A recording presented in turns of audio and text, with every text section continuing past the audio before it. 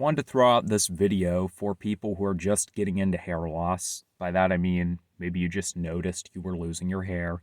Either your hairline's receding or you've got thinning throughout, and you basically want to know what can you do about it.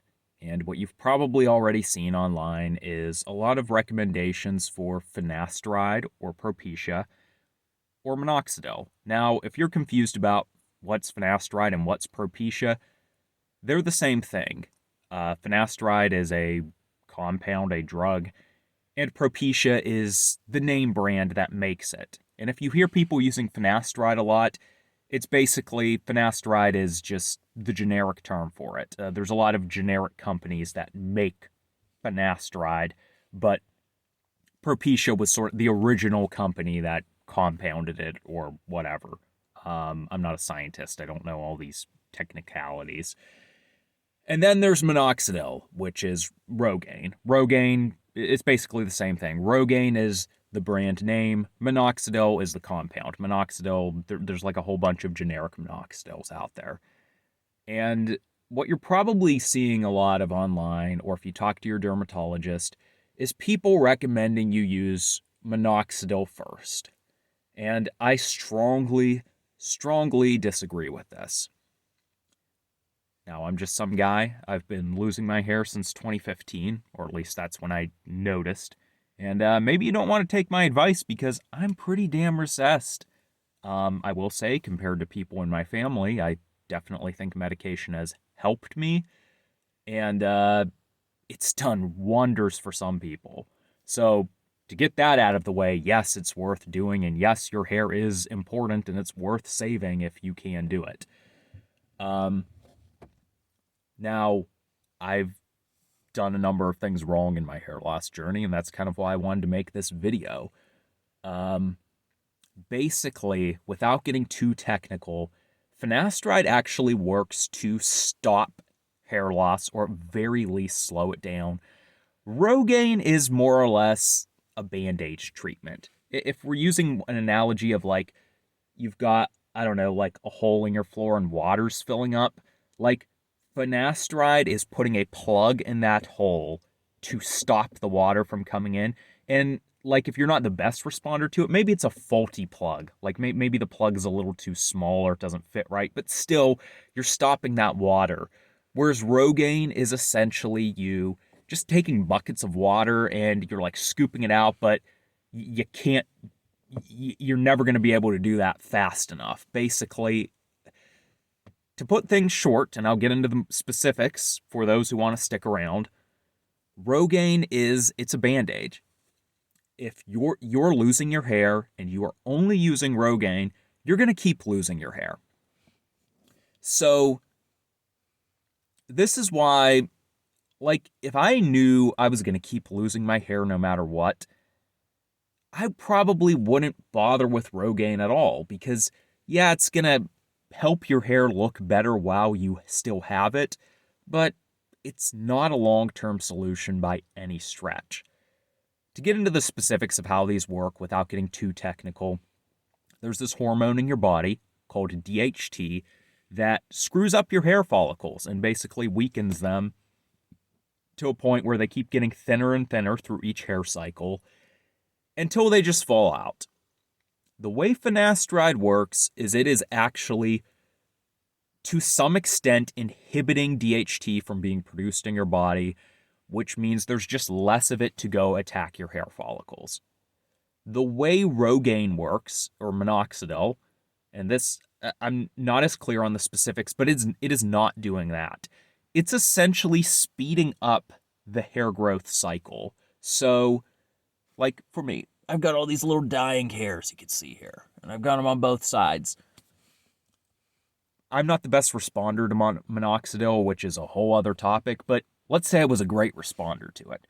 Minoxidil would help all these little hairs grow in better while they're there, but you're still going to be losing them eventually. So why I'd recommend getting on finasteride first is ideally the result you're looking for is you get on finasteride and you're sort of like, you're on it for 3 months, 6 months, a year. It takes people all different timetables to see if they're a responder or not. But if you're not receding more and like your little recessed hairs are clearing up around your hairline and just kind of turning into normal hairs because they're not being attacked by DHT, and you notice after a year you have your hairline is stabilized, at that point you know finasteride works and I'm not balding anymore.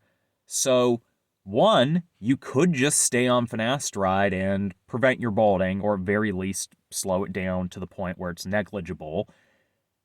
And then two, you can then get on minoxidil to, let's say, okay, finasteride helped me, but I still have some weaker hairs. Like, it's preserving my hair, but some of them are just weak because they were attacked by DHT for so long. They were attacked by this hormone.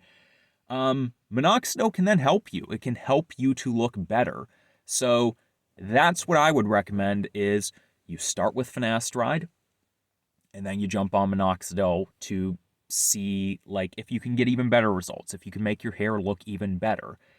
I definitely wouldn't recommend doing both at the same time because let's say you're getting great results. Like your hairline has kind of come back in and all these little dead hairs have cleared up.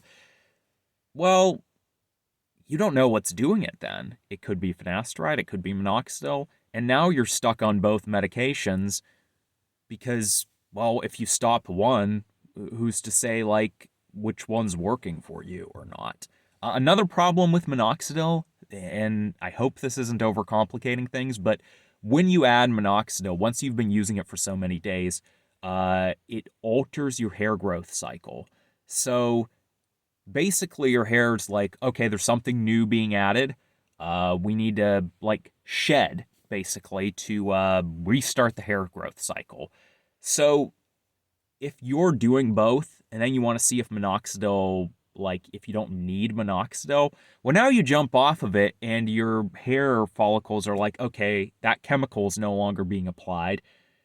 We need to restart the hair cycle and you're going to go through a shed. So like you're going to be losing a ton of hairs, not because you're balding, just because you're going through a shed, basically, which doesn't always mean you're balding. I hope I didn't overcomplicate things. And if you have questions about this or any specific things that I mentioned in this video, please drop them in the comments section because I think these really basic hair loss topics are worth addressing. And if you're new to hair loss and you're wondering, wait, basic topics? Are there more advanced topics? I've been losing my hair since 2015, or at least noticing it since then. Yes, like there's all sorts of crazy stuff we get into. And hopefully you'll be lucky enough to just get on finasteride and stop your hair loss, or at least slow it down to the point where you don't even notice that you're still losing it and you don't have to get any deeper. I'm not that lucky.